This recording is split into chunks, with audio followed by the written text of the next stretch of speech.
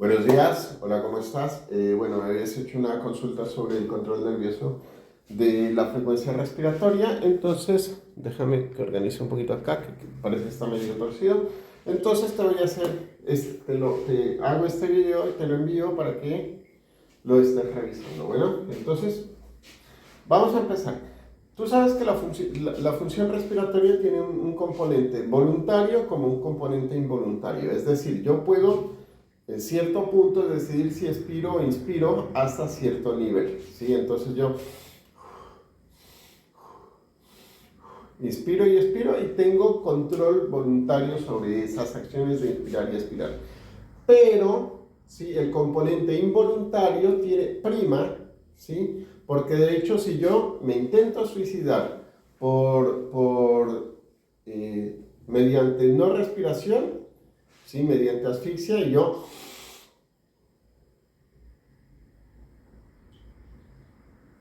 eventualmente llego a necesitar oxígeno y se me activa la función, la parte autónoma del sistema nervioso central que hace el control sobre la respiración, ¿no? Entonces, tú sabes que en biología, ya que aclaramos esto, ya sabes que en biología las cosas se dan en respuesta a un estímulo, ¿sí? Entonces lo primero que tenemos es un estímulo. Que en este caso, ¿cuál es el estímulo? El estímulo es la PO2 y la PCO2. ¿Listo? Y este estímulo, ¿sí? Tiene acción sobre un receptor. ¿Sí? ¿Qué es decir? Un receptor. Que los receptores ahora que estamos hablando son los quimiorreceptores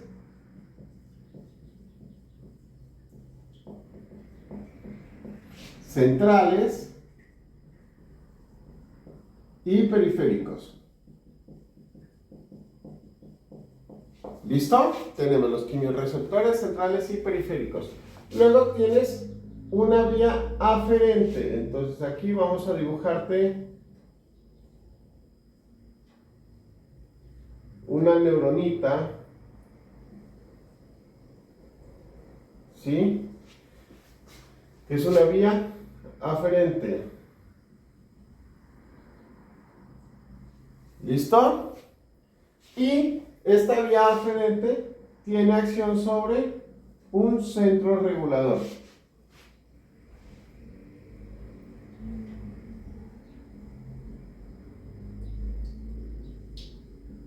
¿Listo? Sobre un centro regulador.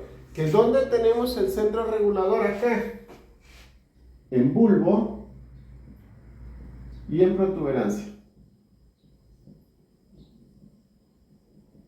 O sea, esto sería bulbo y protuberancia, para que no te me vayas a confundir. Luego esto emite una vía eferente. Sí, a ver si estás viendo el dibujito. Creo que sí. Esto me emite una vía eferente, que esta vía eferente me estimula, ¿sí? Un órgano efector. ¿El control respiratorio lo hacen los pulmones? No, lo hace la musculatura respiratoria, ¿sí? Entonces, mi órgano eferente en este caso, no estoy hablando de los pulmones, sino de este esquema que te hago acá abajo, que pretendo que me entiendas que es el músculo diafragma, los intercostales. ¿Listo? Bueno, así es como se lleva a cabo el efecto, el control de la función respiratoria. Entonces, vamos a hablar de cada una de estas cositas. Bueno,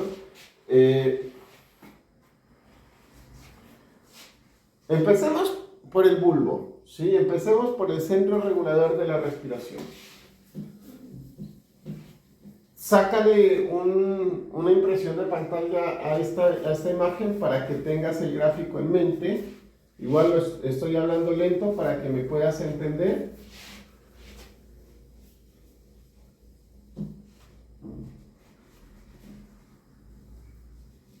Y ahora nos vamos al centro respiratorio. Ahí. Entonces, tú tienes acá en el centro respiratorio, te voy a dibujar aquí este recuadrito, para que te ubiques más o menos dónde es que estamos.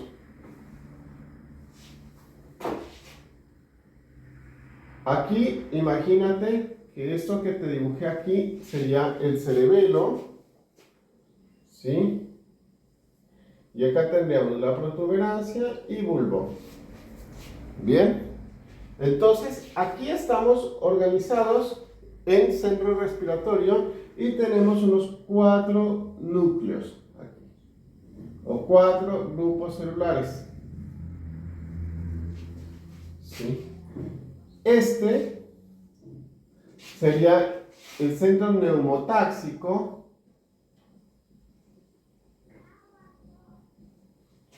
Este sería el centro apnéusico o apnéustico. Este que está hacia atrás, lo dibujé muy adelante, debería ir un poquito más atrás. ¿Sí? Es el grupo dorsal. Y este, pues está hacia adelante, es el que le vamos a llamar el grupo ventral. ¿Listo? Entonces, ¿cómo se maneja el estímulo? El estímulo es como una rampa que tú vas a ver acá, ¿sí? Que el centro dorsal, ¿sí? Te hace la inspiración, mira, tiene acción sobre los músculos inspiratorios. Aquí tienes al dorsal. ¿Listo? Luego la inspiración se inhibe porque tú ya no puedes inspirar más y cae. ¡Pum! Y aquí tienes al centro neumotáxico. ¿Listo? Y nuevamente, dorsal, neumotáxico, dorsal, neumotáxico, dorsal. Bien.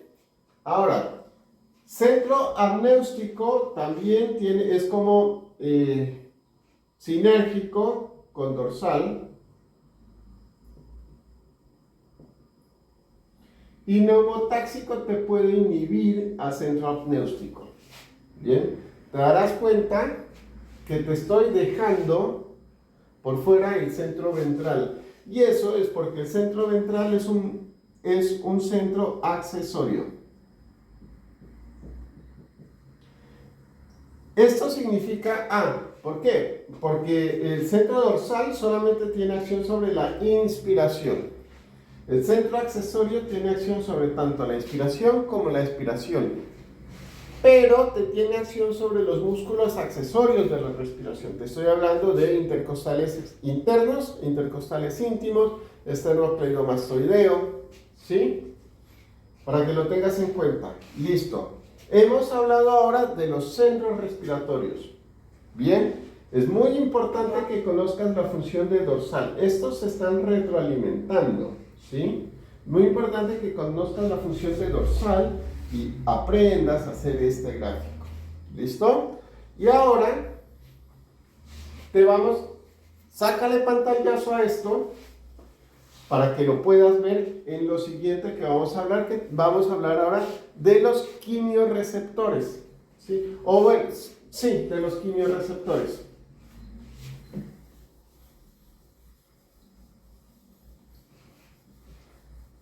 A ver, voy a tratar de quedarme aquí, trabajar en esta partecita para que no tengamos que borrar. Tú tienes unos quimiorreceptores periféricos, que es de los que vamos a hablar en este momento. Y los quimiorreceptores periféricos son muy sensibles a la presión parcial de oxígeno, es decir, a la PO2. ¿Dónde los encuentras? En arco aórtico, y en globo carotídeo. ¿Sí? Nuevamente, no soy muy buen dibujante. Los vas a encontrar en arco aórtico y globo carotídeo. Y son muy sensibles a la PO2, pero la PCO2 no tiene mucho efecto. El efecto que la PCO2 tiene sobre ellos no es tan importante. ¿Y qué te sensan? Obviamente concentración de hidrogeniones. ¿Listo? Y para que te hagas una idea, ¿sí? La PO2, el efecto que tiene la PO2 sobre la frecuencia respiratoria no es tan importante, y de esto te hice un gráfico y lo vimos el miércoles cuando nos encontramos, ¿sí? Aquí te voy a tener la PO2 medida como en milímetros de mercurio, ¿sí? Entonces tú tienes que la PO2, cuando está entre 60 y 90 milímetros de mercurio, cuando la PO2 está entre 60 y 90 milímetros de mercurio, la persona satura por arriba del 90%. ¿Sí? Y si la persona satura por arriba del 90%, mira, acá tienes 60 y acá tienes 90. La frecuencia respiratoria se mantiene más o menos estable.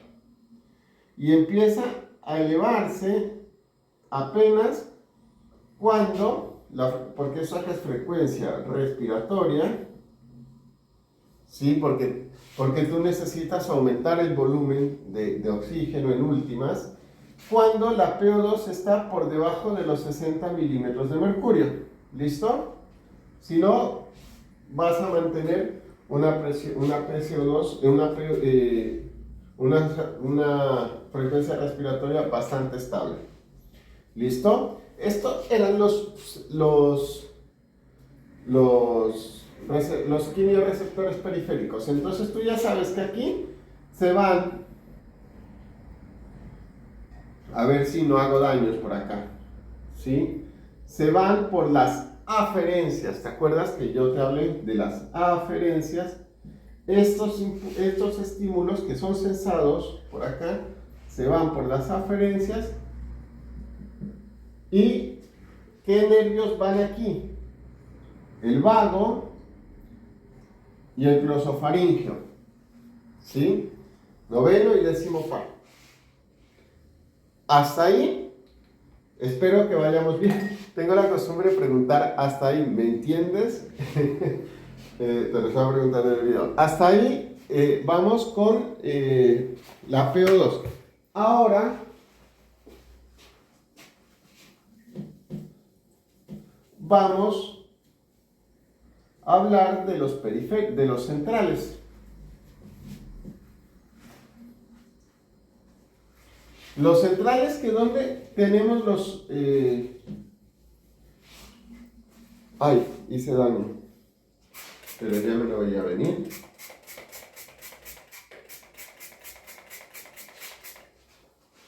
Los quimiorreceptores centrales, ¿dónde estábamos hablando de quimiorreceptores centrales? En bulbo.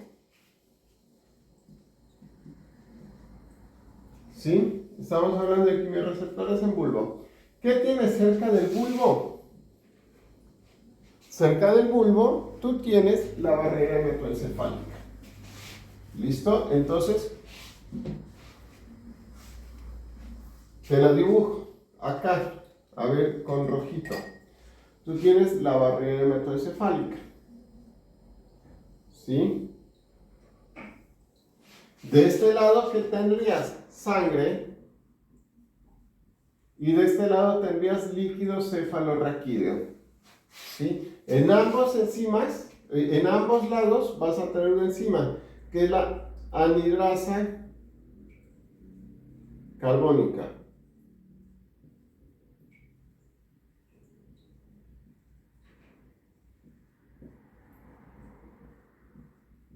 ¿Listo? Y tú tienes cómo viaja el oxígeno, el dióxido de carbono. ¿Sí o no? Y esto se convierte por acción de la anhidrasa carbónica en esto. ¿Sí o no? Porque tú me preguntabas, Aaron, no entiendo cómo entra el dióxido de carbono. Por la anhidrasa carbónica, el dióxido, el ion bicarbonato, el ácido carbónico, ¿sí? Porque nuevamente me estoy saltando un paso. Esto sería H2CO2 que se disoció en HCO3 menos, más H más. Y esto, más H más. Y esto, ¿sí? Acá te forma H2O, un hidrógeno, ¿sí? Un oxígeno y CO2. Espero que lo estés viendo. Este dióxido de carbono difunde, porque es un gas, acuérdate, los gases atraviesan súper fácil las barreras, las membranas. Entonces tienes dióxido de carbono acá. Este dióxido de carbono, nuevamente, por acción de la anhidrasa carbónica, ¿qué te hace? HCO3 menos más H más. Y mira lo que tienes acá. Ahora, dentro, ¿sí?, del líquido cefalorraquídeo, ¿sí? Por eso yo te decía, necesito que esto esté un poco más cerca, porque esto ahora te va a estimular el núcleo dorsal. Y al estimular el núcleo dorsal, tú vas a aumentar la frecuencia respiratoria. ¿Listo? Hasta ahí. Ahora, quiero que tengas en cuenta cuál es el efecto de la PCO2 sobre